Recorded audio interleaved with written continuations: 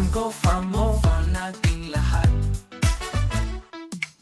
Hi everybody! So today we are celebrating the first year anniversary of FarmCo! Yes! Tingnan nyo nga naman, ang bilis ng panahon. Nakalain nyo yun, naka 1 year na pala tayo. Naka 1 year na pala. Yes! That's true. Okay, so before we start, let's introduce ourselves first. My name is Cinch Oria from the Marketing Department. Hello, I'm Val. Ako yung president ng FarmCo. I am Oliver, the creator of FarmCo. Hello, I'm Timmy, the Chief Finance Officer. Hello, I'm Gil. I'm the corporate admin and the head of operations.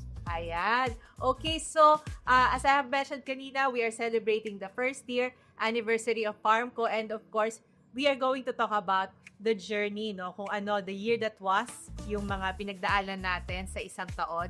We are going to look back on the challenges, on the milestones, on the successes that we have experienced as a group. And today, we're lucky because yung mga nakikita nyo po ngayon na kasama natin, sila po ang mga brains and the heart behind FarmCo. So, maumpisahan natin kasi syempre as we look back, kailangan natin umpisahan sa umpisa. So, Sir Oli, can you talk about paano ba talaga nag-umpisa ang FarmCo at ano yung naging inspiration mo?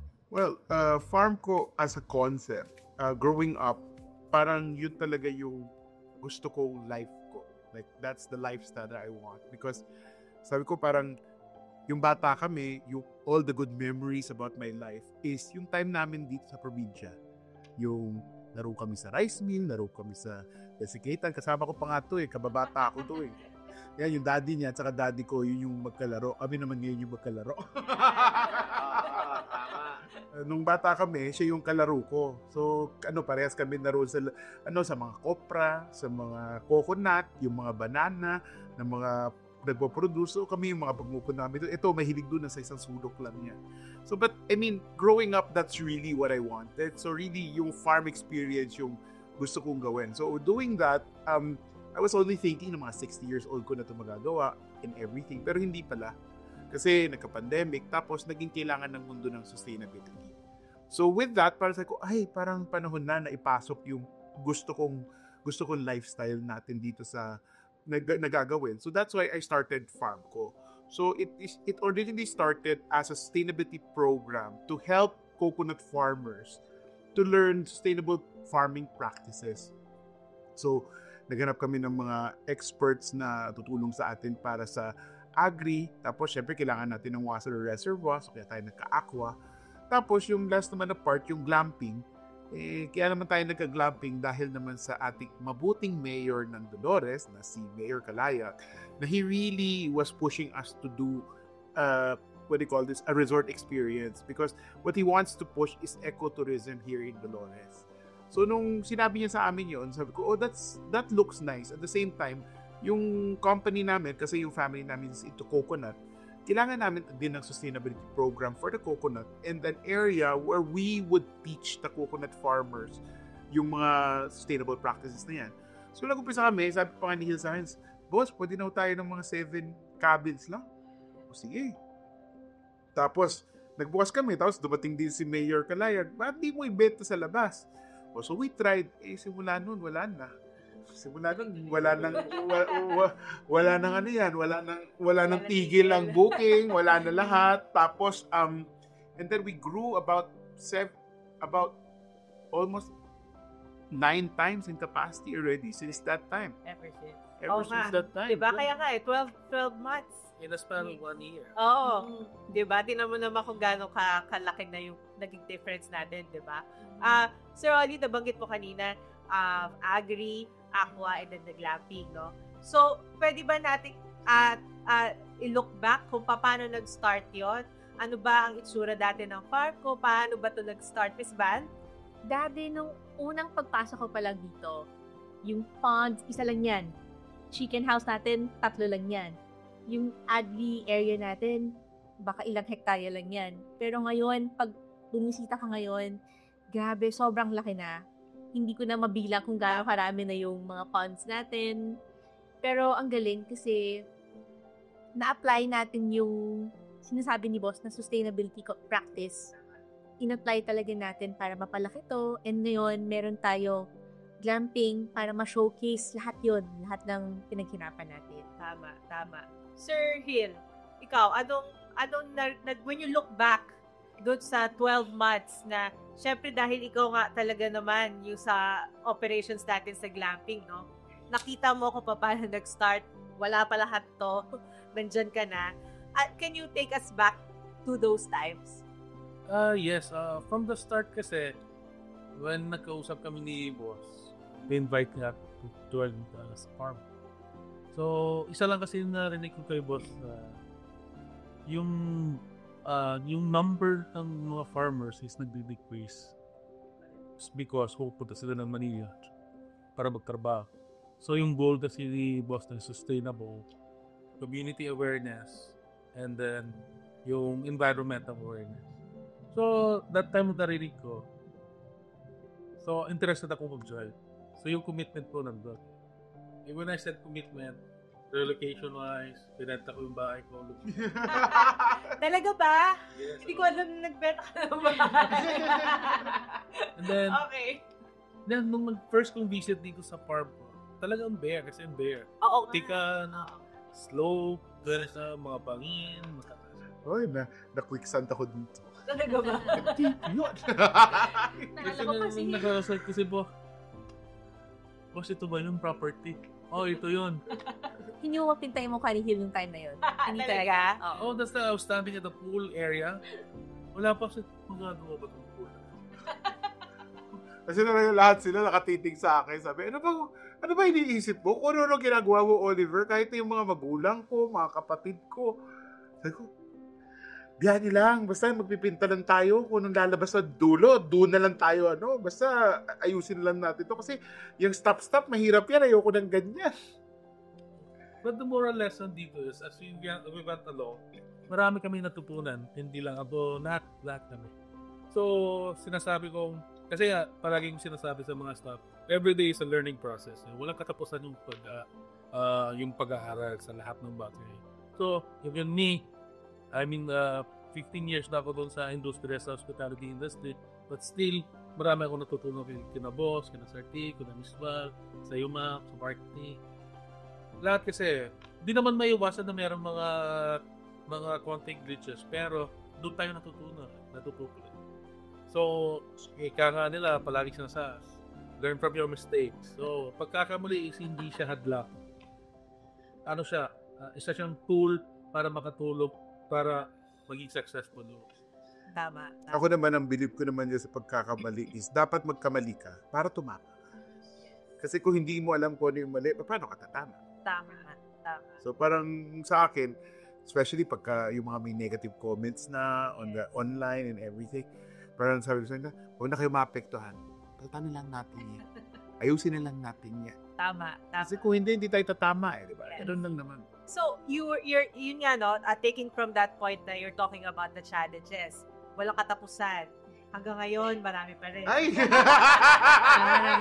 Habang tumatagal tayo dito, dumadami. Kaya nga, pili ko nga, parang isang taon pa lang ba? Ang dami na nangyari. Parang ang dami-dami lang nangyari. Ang dami-dami nang nagbago simula doon sa original na plano kung nasaan tayo ngayon. Sobrang dami nang nangyari. Kaya parang more than 12 months na sa pakiramdam ko. Yung nakikita ng mga tao, nakikita nila social media, syempre yun lang yung vision nila. Pero hindi nila alam yung pinagdaanan noong farm ko. Baka ako yung maiyak eh. Ay, Diyos ko, oh my gosh, Cynthia. Hindi nila alam ko yung pinagdaanan natin. Diba? So, okay. We were talking about the challenges kanina. Isa-isahin natin, no? Yung, kung ano yung mga challenges na pinagdaanan natin kasi to run a glamping site and a farm, marami tayong kalaban, man-made and natural. Diba? So, sige nga, let's walk through that. March, ang unang problema niyan, kuryente. My gosh, naroon tayo, punong-puno tayo. Ilan lang unit natin? 7 units. Nagba-brown out pa tayo. True. My gosh, alas 12 natin kami may tatawag sa atin. Boss, wala akong kuryente rito. Walang tubig, walang Siyempre, kuryente. nagpapakilala pa lang tayo, no? Tama, So, tama. yung mga reklamo na yun, Yes. parang kami, aligaga kami. Yes. Para tayo makasira ulo doon, alas 12. Saril, ano ba? Naroon na ba? Nakaano na ba?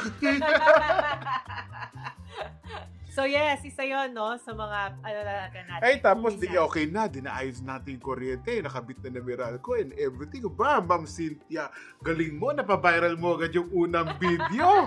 My gosh, bigla sumabak naman ngayon ng mga guests. Pagkasabak ng mga guests, oh my God, the swarm of the mega flies. Sumabay din ang Oh my flies. gosh. Oo. Kung gaano kadami yung guest. Kung kano karami times 100, times 1,000 yata yung fly na pumasok dito, mababaliw tayo. Which is totoo. That is a very big concern ng ating buong management team actually. We are recognizing that, no? Hindi naman natin dinideny ever since yung fly issue natin. At mahaba-haba na ang pinatunguhan yan. 'Di ba? Sir Hill, ano ba yung mga steps na nangyari at ginawa natin para dun to address that? Yun, bali nakipagtulungan tayo doon sa local government unit natin, dito sa barangay natin. So, with the help of the Menro team, sanitation, Ayan. BLTO, and then yung sa Municipal Agricultural Office, na matutukan nila yung issue dun sa mga poultries. Tama. So, yun, nakatutok sila ngayon para na-implement nila yung mga standard operating procedures na nire-require ng LGU sa lahat ng mga poultries. Tama. So, Sir Hill, as we speak today, ano to ngayon? Harvest season ngayon. Yes. Pwede na ba nating i-claim? Ay, nako, pagka ganito magtatrabaho, everybody. Oy, wag namang sabihin, walang langaw, impossible yun. Pero Diyos ko naman, we're still a farm. Pero, I mean, kung saan tayo nanggaling, I'm so proud naman kung nasa na tayo ngayon. Yes, and the steps that we took, no? Yes. I think one of the, Oy, laki na ginastos ko dyan sa 25-meter Yes. dome na yan, ha? My gosh, Diyos ko! Nakita ko yung mga langaw na yan. Bili na 25-meter dome! correct. Mababaliw, hindi Oo. pwedeng ganito ang Isa customer yun. experience. Tama. Kasi, syempre, habang nakikipag-coordinate tayo sa LGU, hindi naman agad-agad yun. Yes. Pero sa atin, internally, we can do something quickly. Yes. 'Di ba? And that is, yun nga, yung pagtatayo natin ng 25-meter dome. Sir Timmy, syempre dumaan sa'yo yan dahil cost yan. Oo. Kahit wala yan sa usapan. Yes. Oo, pero kailangan gawin. 'Di ba? That's right. Oo. So, yun nga, financially, the journey was very challenging. Not only that we are focusing on future expansions, paano yung fund allocations, and then we also need to consider yung mga remedies to address yung mga surprises na mga issues. Pero, yun nga, kailangan maging more than being sustainable, challenge din yung pagiging twice of your capacity dahil ang bilis mag-isip, ang bilis mag-desisyon, ang bilis mag-expand. So yung pondo, kailangan kaliwat kanan, kailangan hindi maubos, kailangan ibikot. So we have to balance everything, we have to set priorities. And for all we know, here we are. Yeah. Tama. My gosh, ang saya-saya naman. At least tayo na ngayon pinakasikat na resort dito sa Quezon. My gosh! 1 year lang! I'm so proud! Tama. Okay. So, nabanggit kanina. Okay. Before we move on, in terms of challenges, meron na tayong mga nabanggit kanina, yung supplies. Ano pa? Ano pa yung mga naaalala ninyo na in terms of sa typhoon? Yung typhoon? Oh my gosh. Affected? Nako, yung first typhoon natin. May. Nangyari yun May. Naalala ko pa kasi hindi ako makaakyat ng San Mateo kasi Yeah. nag-overflow na yung Yes. tubig. Correct. Hindi na ako makaakyat. Nagtatawagan na kami, Timmy, yung mga isda natin, yung mga crops natin, ano na mangyayari. Tapos natatanggap na namin yung mga report na bumagsak na yung processing plant, yung ibang bubong natanggal na. Syempre, para sa amin, parang sayang lahat yun, di ba? Pero because of that, kita nyo naman, ilan ang bagyo ang dumating after Yes. that. Wala na tayong casualties. Wala na tayong naging problems sa structures because we already know kung ano yung terrain, ano yung ano. So like what I said, lahat ng bagay we have to just basta importante yung safety lang ng guests natin. And like that naman, nung time na yun, kita nyo talaga naman, na-secure naman natin lahat Yes. ng guests. And we really are very proactive. Talagang, yung sabi ko sa inyo dati, hindi pa natin alam yan, sara nyo na hanggang pagka may bagyo. Tsaka na natin, ano. Totoo yun. Oo. Kasi kami we always do the announcements eh. Automatic na yan. Pagka signal number, automatic may naka-ready ng announcement kasi gano'n talaga yung protocol. Yes. Kasi really, we always say na guest safety is always our priority. Yeah, Yes. syempre talagang ganun yung mga so talagang yung mga talaga yung bagyo. Tapos what do you call this? Yung Maski yung natural lang na ulan, sir. Continuously. oo. Well, Ang pinaka isa pang is yung biglang nagiging mahal yung mga gulay. Challenge din yan. Si Timothy bigla, boss, yung food cost natin, boss. Yun. So you have to balance. Oo, minsan naalala ko no, naghihingi ako ng approval, baka pwedeng baguhin yung menu to select yung mga low-cost ingredients at that moment para lang mabalance namin yung mga kailangan for the entire requirements of the operation. Correct. Kasi isa yun, actually, yung ating pinagmamalaki na offer na we're the only one Yes. in the Philippines. Yun, Diba? papasok ka pa lang, kumakain na, Yes, lalabas ka, oo. kumakain ka pa Yes, din. Correct. So, a lot of people are challenging that as well. Siyempre, may mga questions, marami tayong hinarap na ano yung farm to table, educating them. It's a long journey of educating them what it's all about.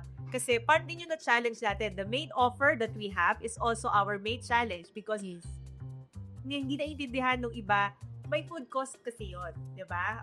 Kahit na tanim natin Yes, yan, yes. kung imbis na kinain nila, pwede natin ibenta ng mahal din yan sa labas eh. So, business is business. And in sustainability, hindi mo pwede sabihin, ganyan na yan eh.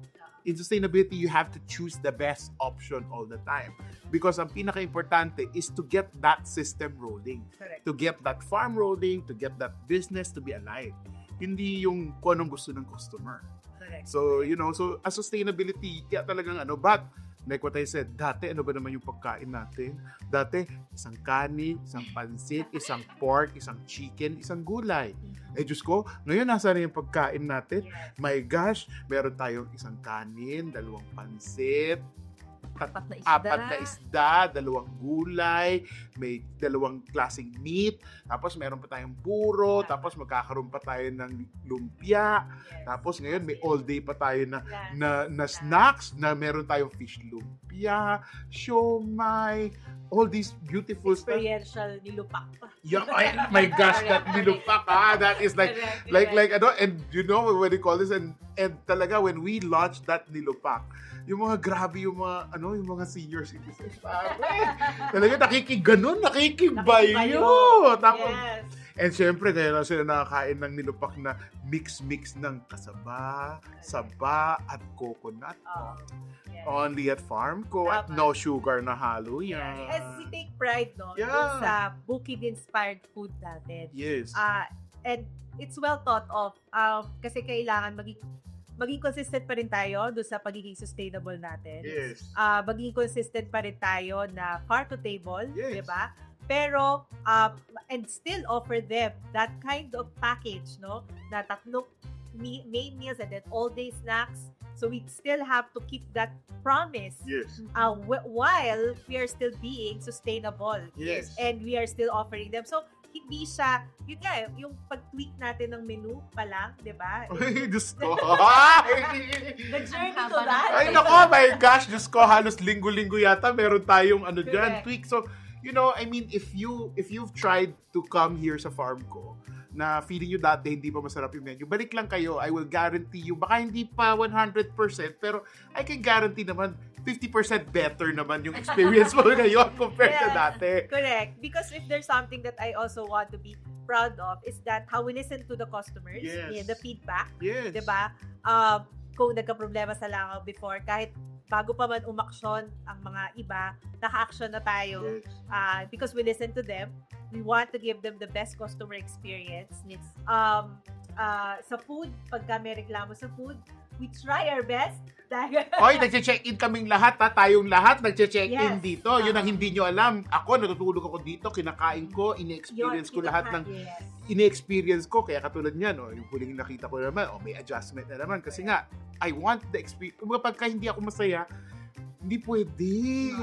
Kailangan yung anak ko masayang-masaya. Kailangan yung, tatawagin ko, Faye, you wanna go to farm ko? Yes na agad ang sagot. Eh kung hindi ganun, ayoko. Yes. And I think that's what is making us sustainable also. Kasi kahit tayo, kaya nating i-repeat yung experience. Yes. Which we want our guests to feel the Yes. same. So, kaya tayo naging sustainable. Hindi lang yun, pare-parehas tayo may anak. Yes. Pare-parehas tayo, no? Pare-parehas na yung ripe yung age ng mga kids natin na talagang ito yung experience na gusto nating ibigay. Tama. That's why FarmCo is really here for the long haul. Yes! Hindi Yes. pwede, Diyos ko. Correct. Dahil para sa mga future, para sa mga kids, kaya natin ito ginagawa. And and what our mission is to really to teach all of these younger generation to be more sustainable. Ano ba yung pagiging Pilipino natin, yung pagiging bayani? 'Di ba lagi tayo nagtutulungan, do our share para matulungan natin yung mundo. That is the mission of FarmCo. Tama. Okay, so having said that, let's talk about the growth and expansion plans naman, 'di ba, of FarmCo. So, Sir Oli, syempre ikaw ang visionary. Ikaw ang creator and founder. Ano pa ba ang nasa vision mo? I have a very good mentor who always told me na parang kung ikaw mag-vision out ka, reach for the stars. Pag nahulog ka, at least nasa tuktok ka ng building or nasa tuktok ka ng roof. Hindi ka babagsak sa lupa. So, anong vision ko for FarmCo? I want FarmCo to be the Jollibee of resorts. When you talk about the Jollibee of resorts, ano ibig sabihin? Kasi pagka sinabi yung Jollibee, Pinoy. So talagang iba yung pagka may birthday sa Jollibee ka. Pero ngayon gusto ko naman, pagka gusto mo ng staycation at gusto mo ng Pinoy na staycation, dapat sa FarmCo pa. Kasi meron ka level na ine-expect. Hindi ka naman pupunta ng Jollibee na hindi masarap ang Chicken Joy.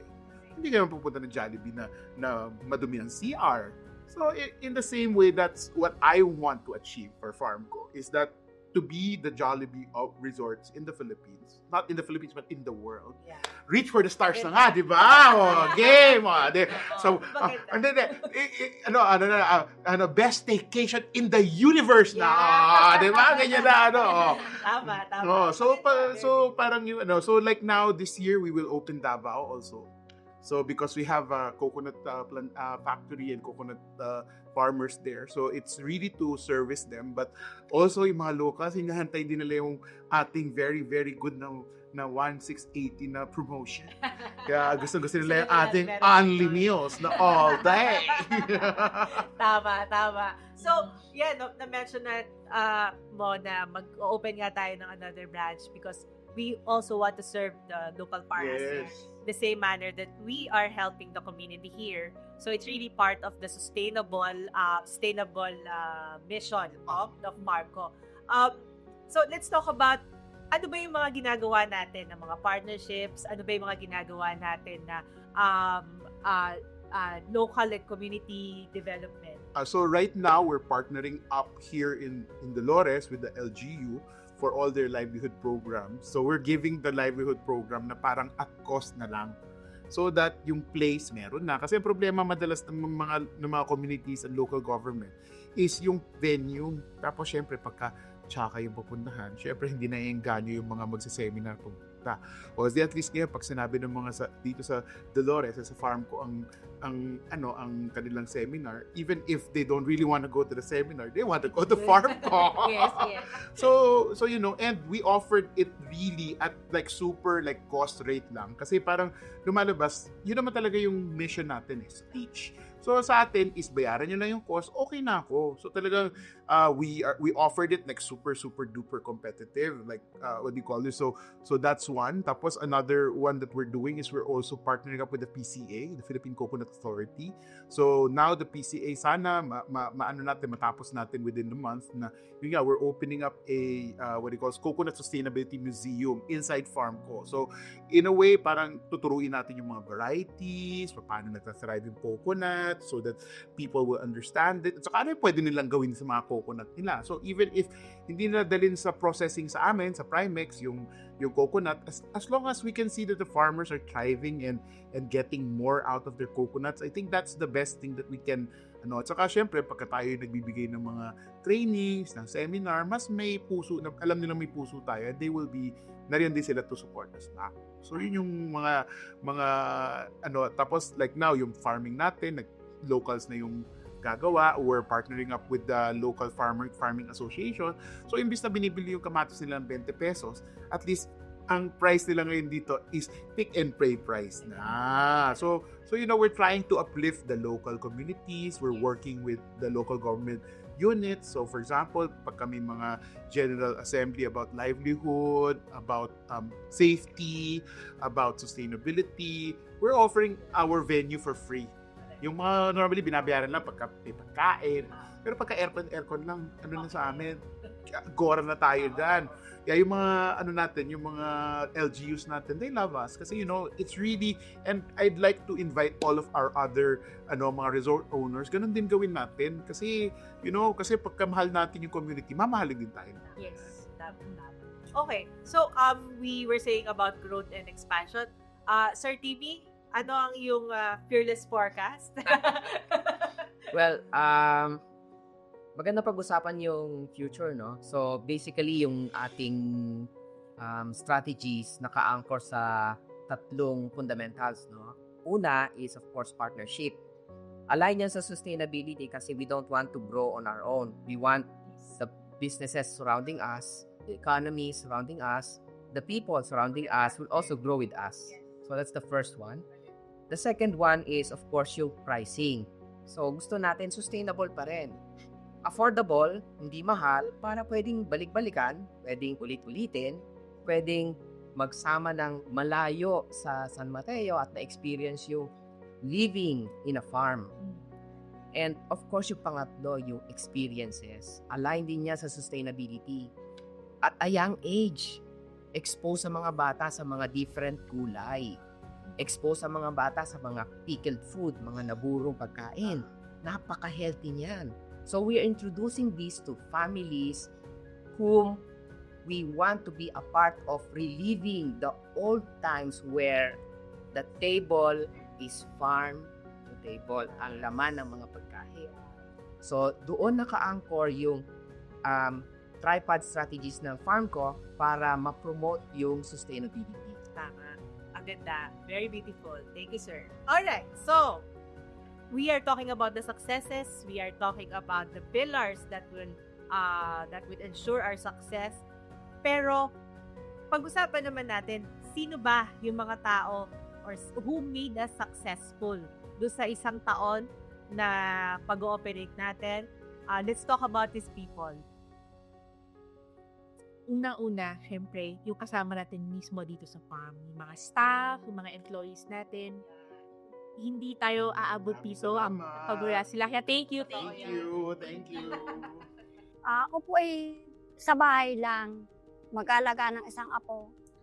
Nabalitaan ko po may applyan dito. Nag-apply po ako dito.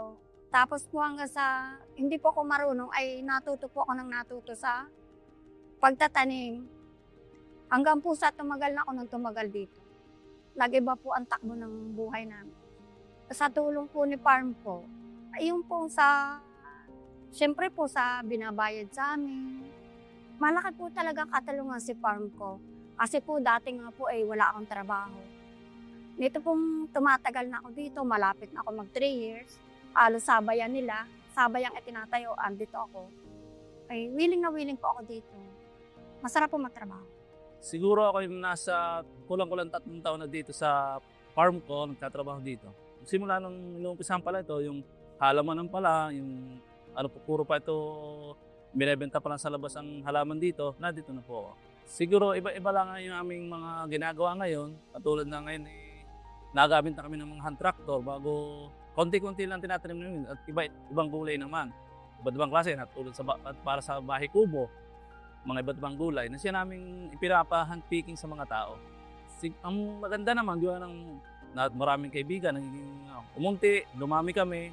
marami kami nagiging kasama dito.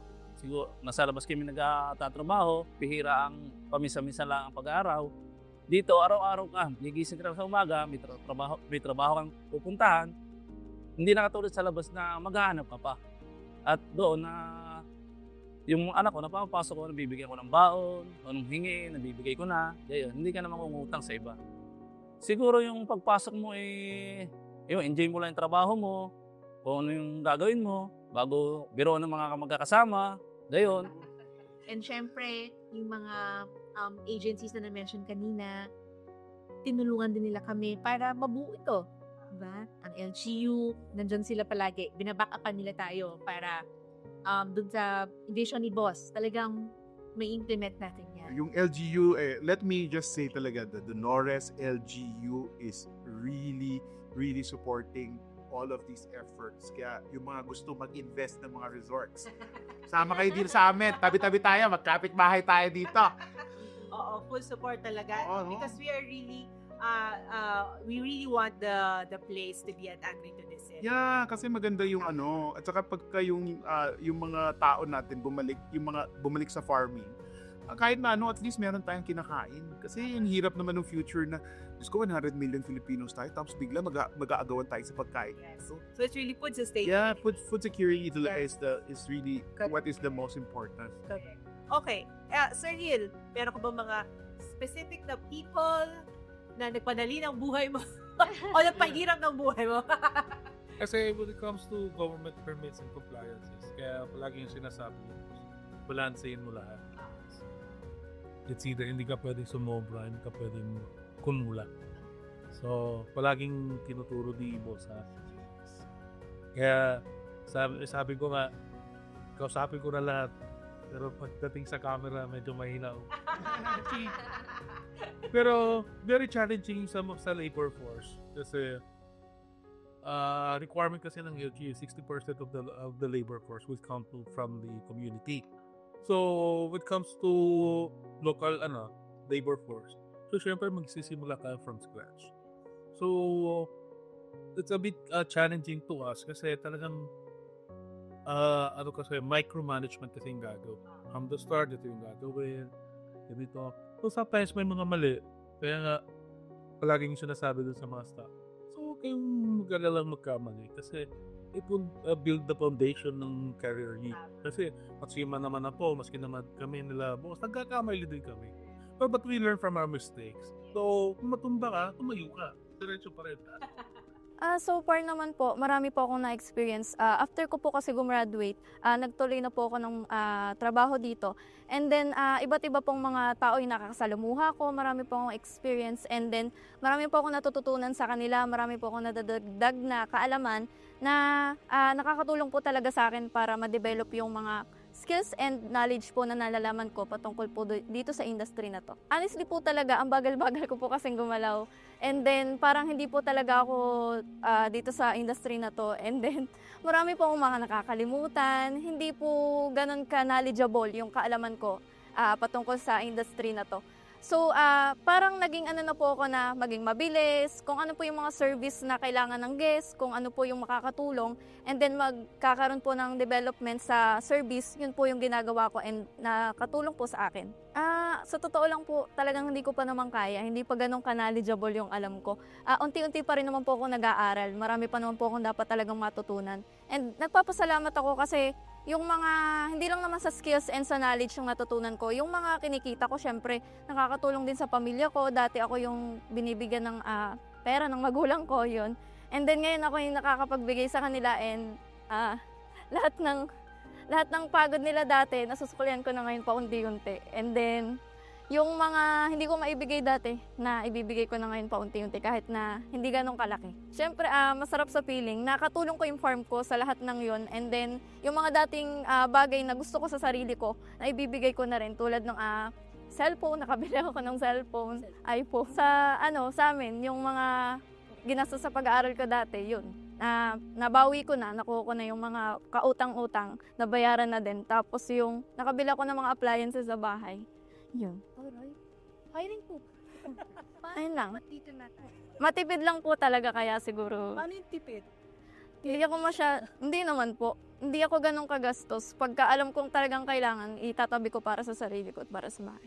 Syempre yung makasalamuhan ng guests, makapagbigay ng saya sa kanila, and then masatisfied sila. Yun talaga yung pinaka-main goal ko bilang isang waiter. Meron po. Kinukuha naman po namin yung mga feedback nila, kung ano pong masasabi nila, para din po makatulong sa amin kung ano man po yung ibibigay nilang feedback, positive man o negative. Kaya po, nagiging masaya po kami. Binibigyan po nila kami ng tip, yung mga ganong bagay. And then nagpapasalamat po sila kasi sa simpleng bagay na ginagawa po namin is nakakatulong po sa kanilang mga guests. Na kahit na nagsisilbi lang po kami sa kanila, ginagawa po namin yung best namin na maibigay kung ano man po yung makakaya namin at hinihigitan pa po namin. Parang asaya po sa pakiramdam na marinig yun, parang nakakagana. Kahit naman po walang tip, okay lang basta masaya sila. And then walang complain. Masaya na po sa pakiramdam kasi mas masarap magtrabaho kapag yung sobrang gaan ng at masaya sila. Bilang admin construction kasi po is minomonitor ko lahat ng contractor na nagpa-facilitate or ginagawang under construction dito sa ating farm ko. Almost 1 year and 3 months. Bago ako maging admin construction, naging timekeeper pa ako dito before kasi dumating ako dito talagang kinoconstruct pa tong farm ko. So, naging timekeeper ako kung saan binabantayan ko yung mga empleyado ng construction para mapanitili at mapabilis yung pag-construct dito sa farm ko. Nung nakita ko yung pagbabago, masarap sa pakiramdam kasi nakita ko yung kung ano yung nasimulan namin before sa ngayon. Kasi marami nang natutuwa, marami nang nagpo-post sa farm ko. Pero tingnan mo naman ngayon, no, yung mga well-trained na natin. Wala ka, magiging test the school tayo ng mga training services. Yan. Diba? So, like another part ng pipeline natin. Yes, diba? natin, kumbaga parang, syempre, like what I said, kung noong una, medyo hindi sila natuwa. Pero like what I said, kung babalik ka ngayon, I will guarantee you your experience will be so much better than before. Yes. And we will promise na bawat balik mo, it will keep on getting better. Correct. Because again, that is part of our sustainability. Yes. No? You have to keep on putting in the community, putting in partnerships. Kaya ang dami-dami nila makita dito sa farm ko. Even the merchants inside. Yes! So, lahat yun, part yun ng sustainability. Kita mo kahit yung ATV experience natin dahil nakakuha tayo ng local people, they know the terrain. So now we have one of the best ATV experiences in the area. Saka makita, may resort ka, meron kang rough road, meron kang terrain, tapos meron tatalong kang 2 waterfalls pa. Yes. Oh my gosh, And only at farm yes. ko. And because we are inclusive, no, hindi natin sinasara yung pinto natin sa iba. Diba? Unlike yung basta nagugulat bakit nandiyan si bakit nakakapasok si ganito? But because we are inclusive. Yes. Yeah, so we're being true to our sustainability. Okay. We have talked about the people who made us successful. Let's talk about the important milestones that you can remember for the past year. Ano yung mga milestones, yung mga mas ipagbubunyi. Okay, Well, this one. for me, yung pinakauna is yung pinakaunang acceptance na narinig ko for farm ko. Kasi when we started, syempre, ang daming questions, di ba? Na minsan, napapaisip ako na tama ba yung ginagawa namin? And then finally, dumating yung point na yung guest na mismo na nagsasabi na ang galing ng ginawa niyo. Tumutulong pa kayo sa labas. Tapos may family din namin, naniniwala na rin sila. So I think, ako very personal na may acceptance na from everyone. At hindi madali yun, no? Yes. Umbisa kasi madaming resistant. Yes. Diba? Oo, aware ako dyan. Siyempre, question. Diba? Ay my gosh. Comment. Ino-audit. Yes. So ngayon, ano na talaga? May acceptance na. Yes. I'm confident to say na we are there. We are doing something. Ay, 1 year! 1 year! 1 year! 1 year! Paano pa, di ba? Oo. Ayan. Sir Timmy, ano naman ang mga milestones mo? Yeah, the milestone is syempre, no, in terms of making sure that we keep on going. medyo pumipreno kasi gusto namin kumita, pero syempre kailangan true to sustainability pa rin. So we are still holding back just to make sure our price points are accepted by market. Sabihin nun, marami kaming bala pa. Ayaw nang i-release ni Timmy yung pera. Yan kasi ang dynamics ng grupo eh. Kailangan merong taga-harap. Oo. Hindi pwede ka kung kami lahat. Bigay. So the dynamics of the group is also sustainable. Yeah! Nakikinig ako dyan. Okay. Sir Timmy, Sir Hill, anong mga milestone, mga success na gusto mong i-celebrate? Sa akin kasi, as we all know naman, farm ko, yung location niya, sa top tayo ng mundo. So, one question na binatok ko yung boss na, boss, ang puntahan ba? Sabi lang yung boss, tingnan mo lang. So, that's why it's a milestone kasi sa marketing side. Alam naman natin yung sa page natin, ginamit natin pang recommendation. Nakaplano kasi, may plan ko si boss. So, we use that. And then, nakita mo naman ngayon, ma'am, ilan na yung followers natin. Almost 100K! 100K na tayo. Yun ang milestone doon, ma'am.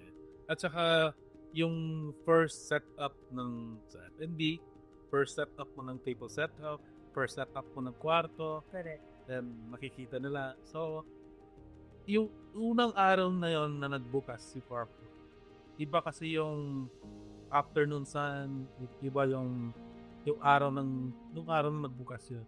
Iba yung amoy niya, like para siyang bagong fresh cut na grass every Sunday morning. Direct. So, yun ang milestone doon. Sa operation side, kasi nabuo mo eh. Tama. Nabuksan From mo. scratch. Yes. Diba? Anong itsura nito ngayon? Tapos, ang ganda. Yes. Oo, tama. At saka, yes, tama no, yung followers natin ngayon, tingnan mo naman, organically, lumalaki, dumadami. Diba? Wala naman tayong ginagawa na any tape to make them follow us. Pero, sila talaga, no? Gusto nilang Ang gusto ko yung first milestone natin, ng first million natin na views. Yes. My- And that was... Tapos di pa sikat ang vlogger masyado. Hello, Alvin. Thank you so Thank you, much. Alvin. We love you. Ano yan, I remember that very well. Kasi dito tayo nag-Holy Week last week. Kasama tayo. Pinalabas niya yun ng Black Saturday. Tapos, pagising ko ng Easter Sunday, Yun. hindi ko malaman ba't tunog na tunog yung phone ko dahil ang dami na nag-inquire. Eh, syempre, Holy Week yun, ang staff ko, nakapahinga. So, ako lang talaga. So, para sabi ko, bakit? Ano nangyayari? Bakit ganon? So, doon ko lang talaga, wow, we are really doing something beautiful. Dahil, kung isipin mo yung nangyari noon, minumura tayo kasi wala sumasagot sa kanila. Diba? My gosh! As in, kung makita mo yung DM, hindi mo talaga makita noon. Grabe We did yun. not expect that kind of reception. Which, that's why we also have to thank our guests because sila yung nagsusupport sa atin. Yes. Sila talaga what made us very successful din naman. And local talaga. I Yes. mean, our local patrons. Like the Correct. people who are from Dolores, and Pablo, Babalik-balik. Candelaria, Ayan. Lucena. Grabe yung mga, tapos yung mga talaga, natutuwa ako talaga. Uy, pinagyayabang kong may maganda ng resort ngayon dito sa atin. Oh, ang ganda. I mean, that is like super, that's like super heartwarming for me. Parang we did something, yun yung tama, beautiful. Yes. Oo, yun talaga. Oo. Okay. So I think we were able to talk about the entire, we were able to look back and we were able to discuss the future plans of Farmco. Siguro before we wrap it up, let's just give a few words, to celebrate our first year anniversary and let's invite them and what they can look forward to at Farmco. Sige, it's Van. First and foremost, I want to say thank you. Thank you to everyone. If wala talaga kayo, hindi kami aabot dito ngayon. And I also want to say thank you, Boss Oli, for inviting me here. Dinala mo ako dito. Probinsyana na ako. Yay! Pero nakalabubu. Iba yung experience na natututunan ko dito. And I hope na everybody lahat tayo ma-experience din natin yun dito sa farm ko. Okay. Sir Timmy. Hello. We invite everyone to visit us. Our services are for all ages. Yung mga nagme-maintenance dyan, walang pag-alala. Lahat ng pagkain pwede sa inyo. Yay! So, visit us. Thank you. Sir Hill. Yun po, thank you everyone sa lahat ng taong tumulong at saka naging parte ng farm ko. Hindi ko na mention lahat kasi madami kayo. Inside and out, lahat ng mga taong tumulong. Salamat. So, hindi kami makakalimot sa inyo. And then, always visit farm ko kasi ito talaga yung magiging susi doon sa mga kailangan nyo sa mga events, requirements no, or any staycation. Bisita lang kayo sa farm ko.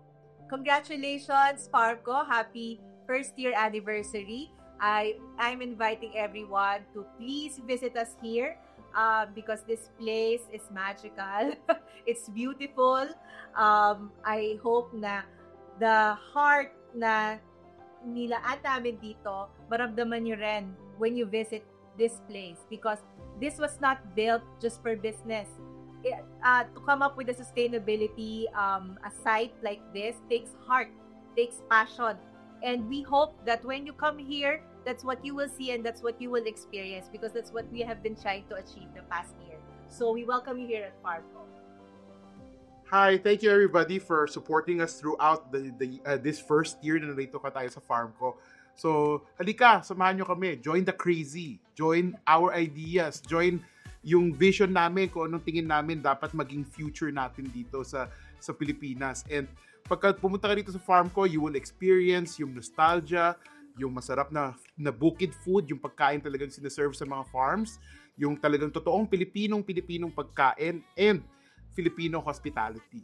So come and visit us here at Farmco Dolores and all of our next Farmco sites. So maraming salamat sa aming mga staff, sa aming mga support staff, especially sa mga tumulong sa amin ng mga government officials na wag niyong isipin na hindi sila tumutulong.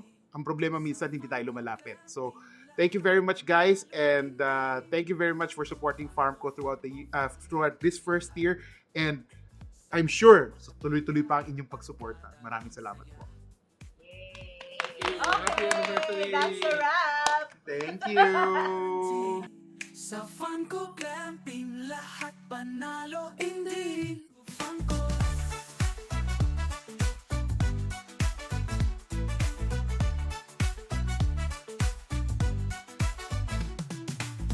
Farming dito, hands-on totoo. Maraming activities na magugustuhan mo. Relax and chill, sa nature ka huminga. Farmco, lugar na para sa'yo talaga. Farmco, farm mo, farm nating lahat. Sama-sama pamilya at barkada ang saya. Sulit na bakasyon, adventure guarantee. Sa Farmco Glamping, lahat panalo, hindi Farmco.